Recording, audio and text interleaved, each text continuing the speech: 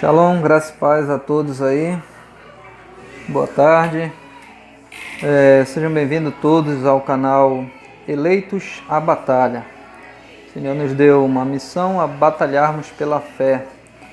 Em Judas, capítulo 1, verso 3. Devemos batalhar pela fé, uma vez dada aos santos, aos eleitos, aos fiéis. Eu comecei abordar o tema da presciência no primeiro vídeo. Falei que a presciência ela está com uma conotação no sentido do propósito de Deus, dos decretos de Deus, e não no sentido de que ele consulte o futuro para poder determinar a sua escolha, o seu poder, seu propósito, o seu trabalho. E hoje eu vou falar sobre a onisciência. A onisciência, eu creio que a maioria sabe, significa saber todas as coisas. Ou pelo menos devia saber todas as coisas. E dentro da onisciência existe a presciência, que é saber antecipar das coisas que vai acontecer. Se Deus determina e decreta tudo o que vai acontecer, lógico que Ele sabe o que vai acontecer logo em seguida, não porque ele consultou, mas porque tudo aquilo que ele diz acontece. Amém? Então, eu queria falar sobre esse assunto. Esse assunto é mais difícil, ele não vai ser tão simples, ele vai ser mais complexo um pouco, mais complicado, mas como meu objetivo é falar de uma forma didática, simples, eu espero que todos entendam. Mas eu vou logo adiantando que vai puxar um pouco aí dos versos da Bíblia. Parece que vai ser complicado, mas vai ser uma forma compreensível. Então aqui tem um texto de Mateus capítulo 24, versículo 36. Eu estou usando aqui a tradução literal ao texto receptus, o texto recebido. Muitos falam também de texto vaticanos, mas eu vou falar de texto recebido para ser mais coerente. Então, o texto fala: a respeito, porém, daquele dia e daquela hora, nenhum homem os tem conhecido, nem mesmo os anjos dos céus, mas o meu Pai unicamente. Certo? Então esse texto aqui é o texto áureo para nós falarmos hoje sobre o tema onisciência. Se Deus sabe de todas as coisas, Deus Pai ou Deus o Filho Jesus. Essa tradução aqui não traz a palavra filho. Essa tradução aqui não traz a palavra filho, certo? Vou pegar uma outra tradução aqui para a gente comparar. Vou pegar aqui a NVI. Nova versão internacional. Deixa eu pegar a nova versão transformada primeiro. Versículo 36 aqui embaixo. Contudo, ninguém sabe o dia nem a hora em que essas coisas acontecerão, nem mesmo os anjos do céu, nem o Filho. Somente o Pai sabe. Observe que a nova versão transformada aparece a palavra filho. E aqui na tradução literal ao texto não aparece filho. Certo? Vou pegar mais uma tradução aqui. Vou pegar aqui, deixa eu ver. Vou pegar a NVI agora. Cadê a NVI?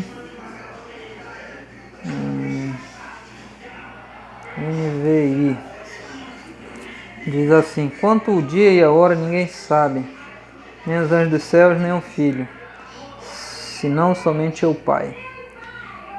Vou pegar uma outra tradução aqui. Vou pegar. Deixa eu ver outra tradução. King James. Cadê King James? Está aqui. King James atualizada. Só Deus sabe o dia e a hora exata. Entretanto, a respeito daquele dia e hora ninguém sabe, nem os anjos dos céus, nem o Filho. Aqui também traz Filho na King James.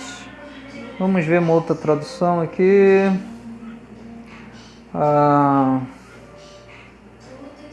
Só um momento. Eu tenho aqui também a revista atualizada interlinear, que fala também nem um filho aqui, ó.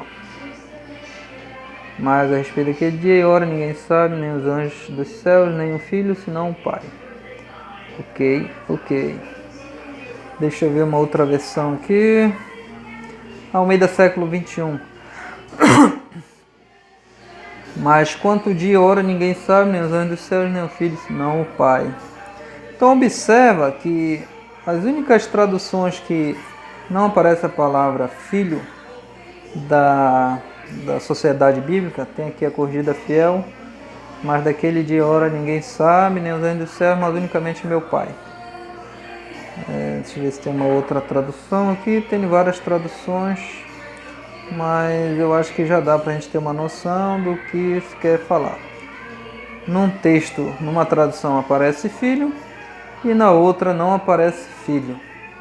Bora ver aqui a linguagem parafraseada da Viva, mas ninguém a data e hora em que o fim virá, nem mesmo os anjos, nem ainda o Filho de Deus, só o Pai sabe. Beleza.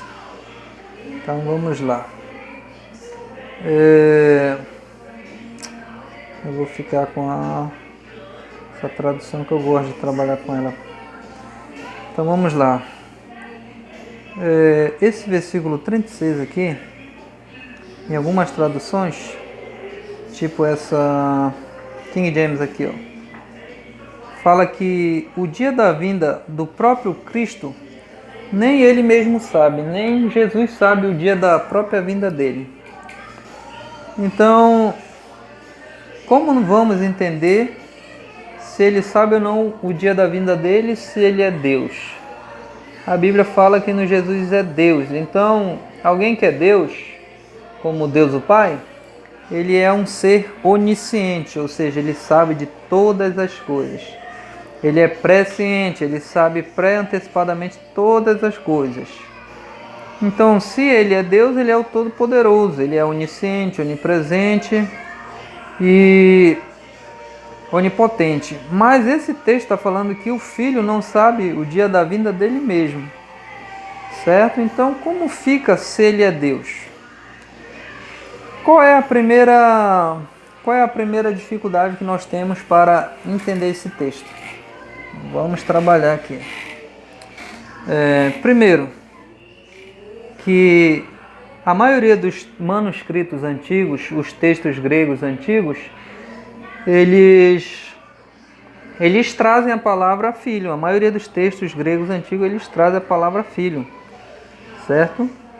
E alguns outros não trazem. No caso do texto recebido, não traz a palavra filho. Antes de eu mostrar nessas traduções aqui desse aplicativo, eu vou pegar um livro aqui, que também é uma Bíblia, mas que fica mais fácil vocês entenderem porque tem a tradução bem embaixo. Aqui, ó, Mateus capítulo 24, versículo 36. Fala assim: acerca então do dia, aquele hora, ninguém sabe, nem os anjos dos céus, senão o Pai meu, apenas somente. Então observa que aqui só aparece Pai meu apenas, não aparece Filho aqui nesse texto recebido. Esse aqui é o texto recebido que alguns falam. Alguns falam de texto majoritário também, né? Mas é o texto recebido. Texto aí mais ou menos do século 4 depois de Cristo, né? Beleza. Agora eu vou pegar um outro livro aqui do Dr. Pearson. Mateus também, capítulo 24, versículo 36, fala a respeito daquele dia e hora ninguém sabe. Aqui, ó, ninguém sabe, nem mesmo os anjos, senão meu Pai somente. Então aqui também não aparece filho, né? Nessa versão aqui, nesse texto grego. Beleza. Vou voltar aqui para o aplicativo de Bíblia, que é mais prático. Então vamos lá. Eu vou pegar um texto grego aqui, vou tirar essa tradução King James aqui, e eu vou pegar aqui o texto Nestle. Tem uma versão aqui do texto grego, de Mateus 24, 36, e Você observa que bem aqui aparece a palavra ruios. Ruios. Eu vou tentar realçar a palavra aqui, não sei se vou conseguir. Aqui, de azul não, vou colocar amarelo, deixa eu ver. Não, amarelo tá fraco também, deixa eu ver um vermelho aqui. O verde, deixa eu ver esse verde aqui. Eu quero verde escuro.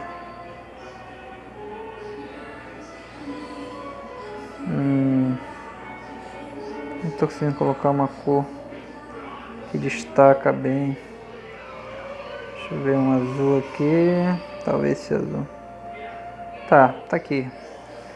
Ruios. Essa palavra no grego é filho. Quer ver só? Vou ver o dicionário grego aqui. Olha, ruios, aparentemente palavra primária. Filho. Então, a palavra ruios no grego é filho, certo? Certo. Então, esse manuscrito aqui, Nestle, ele é datado mais ou menos do século IV depois de Cristo. No ano 400 depois de Cristo. Desculpa, o texto recebido agora que eu falei que era o ano 400, mas é do ano 600, século 6 depois de Cristo. Mas esse aqui é mais antigo. Ruios aqui aparece no manuscrito mais antigo, certo? Certo. Agora eu vou pegar um outro manuscrito para a gente comparar, um manuscrito mais tarde, que seria o manuscrito do texto recebido. Que texto? Vou pegar um outro manuscrito aqui embaixo. Aqui. Vou pegar.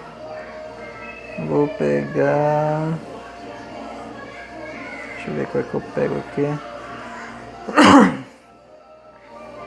Tá aqui, ó. Texto recebido aqui. Tem um texto recebido aqui. Versículo 36 aqui embaixo. Aqui, ó. Observa que aqui já não aparece a palavra ruios. A palavra ruios que aparece aqui em cima.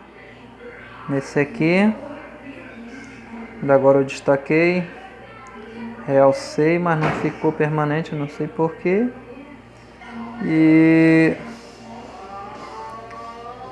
aqui vou sublinhar também, bora ver. Bem aqui assim, tá sublinhado, pronto. Certo? Então aqui nesse texto grego, mais ou menos do século IV, aparece a palavra ruios, ou seja, nem o filho sabe. Já aqui nesse outro manuscrito do século VI, mais ou menos, 600 anos depois de Cristo, aqui nesse versículo 36, eu vou sublinhar também, só aparece a palavra pater. Só aparece pater. Não aparece ruios como aparece lá no de cima grifado, certo? Eu posso pegar também outros manuscritos aqui para não ficar só nesses dois. Eu tenho alguns manuscritos aqui digitalizados para a gente saber por que a palavra filho aparece em uns manuscritos e em outros não. Então vou tirar aqui o Nestle, vou colocar aqui cadê? Vou colocar o Códex Sinaítico aqui, o Códex Aleph. Aleph é o Códex Sinaítico. Observe bem aqui que essa palavra aqui, ó, também é ruios, né, no grego. Esse grego aqui também aparece a palavra ruios, certo? Deixa eu ver se eu realço aqui. Realçar a palavra. Essa palavra bem aqui, ó, também é um tipo de escrita grega que é ruios. Não estou conseguindo. Deixa eu ver aqui. Tentar sublinhar ela. Consegui, de vermelho aqui, sublinhado. Deixa eu ver se eu realço também. Tá aí, ó. Ruios. Essa palavra aparece também nesse códex, ou codex, né? Sinaíticos, ou Aleph. Também vou ver um outro texto, outro códex aqui. Deixa eu ver, o códex tem um Vaticanos, tem um códex washingtoniano também, alguns falam. Bora ver aqui. 36, bem aqui, ó. Observe que aqui já não aparece essa palavra aí, ruios, nesse códice Aleph, ou no códice sinaítico, já não aparece ruios aqui nesse ostoniano aqui, certo? Deixa eu ver um outro manuscrito aqui, outro códex. Deixa eu ver o Eframita aqui. Cadê ele? Eframita aqui. Não tem. Então tá, pessoal. Eu vou dar uma parada nesse vídeo e eu vou passar para o outro porque já está longo. Aí nós vamos continuar, porque em alguns manuscritos antigos traz a palavra filho. Nos manuscritos mais posteriores não trazem. E como entender a onisciência de Jesus, ele sendo Deus, ele não sabendo nem o dia e a hora dele? Esse primeiro motivo seria uma resposta, se ele sabe ou não o dia da vinda dele. Se esse versículo 36 é uma variante, em alguns manuscritos aparece, outros não, porque algumas traduções vão traduzir de algum manuscrito desse, certo? Então essa tradução literal aí não traduziu filho porque não existe filho nesse manuscrito aí, mas no outro manuscrito existe, ok?